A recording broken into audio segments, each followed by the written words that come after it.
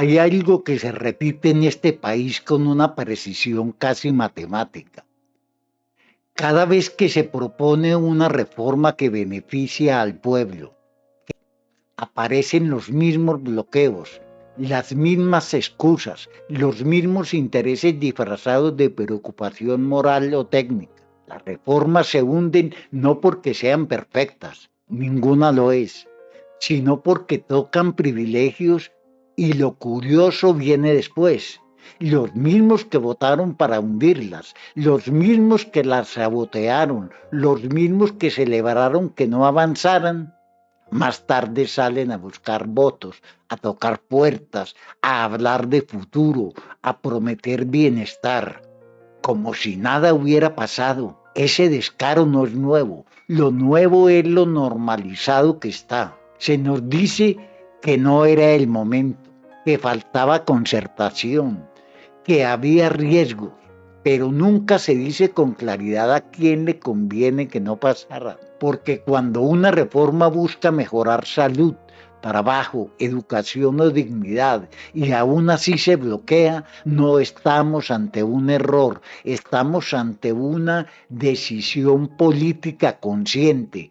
Aquí no gobierna la improvisación, gobiernan estructuras, estructuras que saben que la memoria social es frágil, que el cansancio ciudadano es grande y que con el tiempo todo se diluye. Por eso apuestan a algo más simple, que olvides, que no conectes el voto de ayer con el discurso de hoy, que no recuerdes quién cerró la puerta cuando se habló de derechos, pero sí escuches al mismo personaje cuando habla de patria, orden o tradición. No necesitan convencerte, solo necesitan que no preguntes demasiado.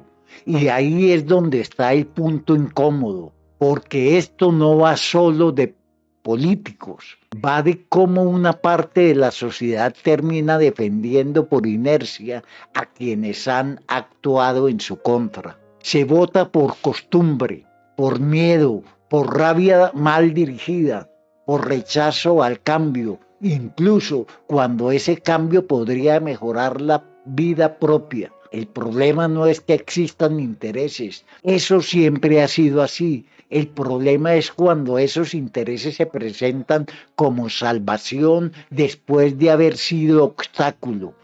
Y lo más grave, cuando ese ciclo se repite, elección tras elección, sin una revisión crítica de lo ocurrido, esto no es un llamado a apoyar a nadie, es una invitación a algo más básico y más urgente.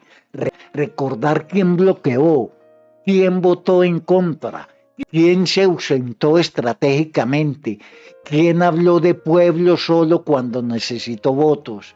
Porque un país no cambia solo con discursos nuevos, sino cuando la ciudadanía deja de premiar el descaro y empieza a exigir coherencia. La pregunta no es a quién creerle ahora.